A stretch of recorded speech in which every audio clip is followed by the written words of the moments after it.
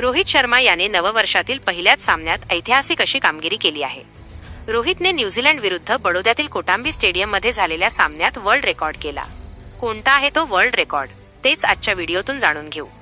त्यासाठी व्हिडिओ शेवटपर्यंत जरूर पहा.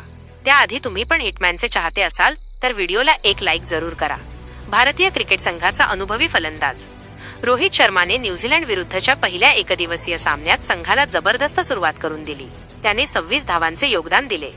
हिटमॅनने या खेळीत 3 चौकार आणि 2 षटकार लगावले. याच 2 षटकारांसह रोहितने इतिहास घडवला. त्याने आंतरराष्ट्रीय क्रिकेटमध्ये 650 षटकार पूर्ण केले.